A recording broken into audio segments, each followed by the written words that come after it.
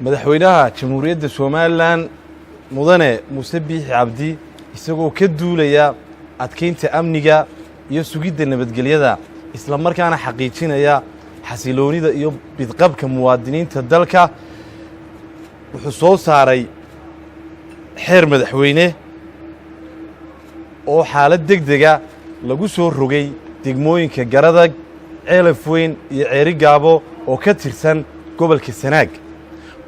degmooyinkaas oo muddooyinkii u dambeeyay ay ku soo noqnoqonayeen falal amni darro. madaxweynuhu isagoo muujinaya muhiimadda nabadgelyada wuxuu soo saaray xeer xaalad degdega xeer number 4 bisha afraad 2019.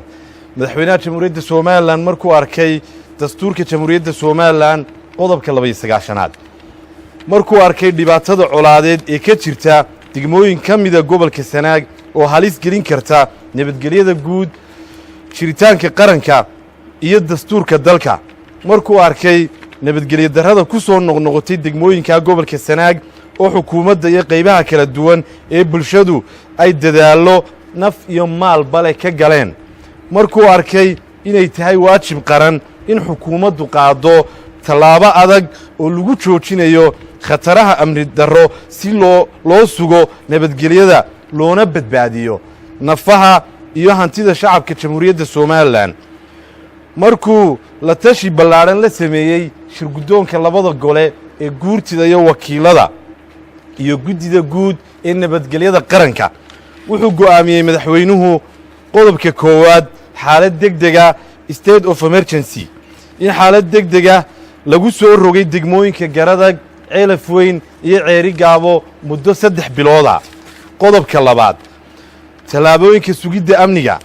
in ciidamada jamhuuriyadda Soomaaliland ee kala duwan ay qaadaan tallaabo kasta oo ay ku sugayaan amniga kagana hortegayaan cid kasta oo ku kacaysa ama u muuqata inay fulinayso falal nabadgelyo darro. qodobka saddexaad maamulka iyo go'aamada muddada xaaladda degdega ah in ciidamada qaranka jamhuuriyadda Soomaaliland la wareego dhammaanba maamulka iyo go'aamada lagu sugayo amniga